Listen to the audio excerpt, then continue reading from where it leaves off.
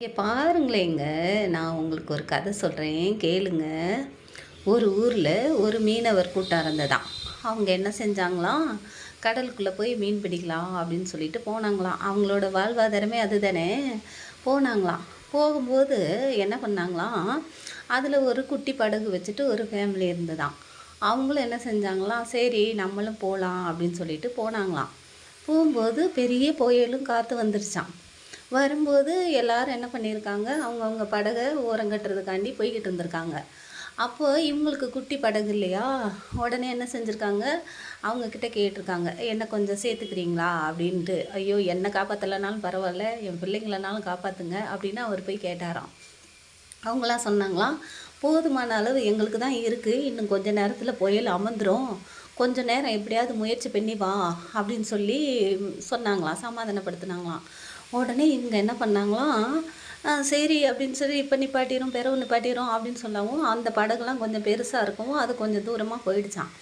இது மட்டும் சிக்கிக்கிச்சாம். உடனே என்ன பண்ணாங்களாம், புயலில் எந்த பக்கம் போகிறோன்னு தெரியாமல் போயிட்டாங்களாம், மாற்றி திசை மாதிரி போய்கிட்டு இருந்தாங்களாம். போகும்போது என்ன செஞ்சாங்களாம், அடடா நம்ம என்ன பண்ணுறது, இது எந்த பக்கம் போகல, கரைக்கு திரும்பி போயிடலாம் அப்படின்னு நினைக்கும்போது, கரையும் தெரியல, திசை தெரியாமல் புயலில் போனதுனால நடுக்கடலில் சிக்கிக்கிட்டு தவிச்சாங்களாம்.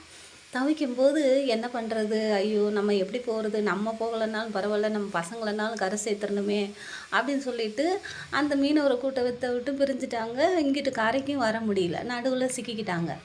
உடனே தூரமாக பார்த்துருக்காங்க, ஒரு கப்பல் வந்திருக்கு. உடனே சரி எப்படியாவது நம்ம ரொம்ப நேரம் அந்த படகுலேயே உட்காந்துருந்துருக்காங்கல்ல, அப்படிங்கும்போது நம்ம எப்படியாவது உயிரை காப்பாற்றினா போதும் அப்படின்னு நினச்சிட்டு அது மேலே போய் ஏற போயிருக்கிறாங்க. உடனேவும் அங்கே அங்கே ஒரு ஆள் பார்த்துட்டு கை காமிச்சிருக்கிறாரு, வாங்க அப்படின்னு சொல்லிட்டு. சரி அப்படின்னு சொல்லி இவங்க கை காமிக்கவும் ஏறிட்டாங்க, அந்த கப்பல் மேலே ஏறிட்டாங்க. ஏறி உள்ளே போனோடனே எப்பாடா பொழைச்சிட்டோண்டா சாமி, எப்படியோ போகிற வழியில் நம்ம எப்படியும் இங்கே தானே, நம்ம அந்த இடத்துக்கு தான் போவோம், அங்கே போய் இறங்கிக்கலாம் அப்படின்னு போனாங்களாம். போய்க்கிட்டே இருக்குது. உடனே அந்த உள்ளே போய் பார்த்தா தான் தெரியுதான் அது சொகுசு கப்பல்னு. உடனே சொகுசு கப்பல்னால் உங்களுக்கே தெரியும், அதில் பெரிய பெரிய கோடீஸ்வரங்க, ஆடம்பரமான ஆளுங்க, ஆட்டம் பாட்டம் கொண்டாட்டம் சந்தோஷம் எல்லாமே இருக்கும். இல்லை, அவங்க கூட்டத்தில் போய் இந்த மீனவர்கள் எப்படி சேர முடியும் சொல்லுங்கள் பார்க்கலாம். உடனே சரி என்ன பண்ணுறது அப்படிங்கும்போது அவங்க கூட்டத்தில் சேர்க்கலான்னா அவங்க உடனே சொல்லியிருக்காங்க, இவங்களுக்கு வேஷம் போட்டு கூட்டிகிட்டு வந்து வைங்க, எங்களை மாதிரி ட்ரெஸ் போட சொல்லுங்கள், இவங்க மேலே மீன் வாசனை வருது, இல்லைன்னா கீழே இறக்கிருங்க அப்படின்னு சொல்லியிருக்காங்க. உடனே அந்த கேப்டன் இறக்கப்பட்டு என்ன செஞ்சுருக்காரு, நீங்களும் அவங்கள மாதிரி போட்டுக்கோங்க அப்படின்னு சொல்லிட்டு ட்ரெஸ் எல்லாம் கொடுத்துருக்குறாரு. உடனே அவங்க என்ன செஞ்சுருக்காங்க, சரின்னு போட்டுட்டு போய் நின்றுருக்காங்க. அவங்க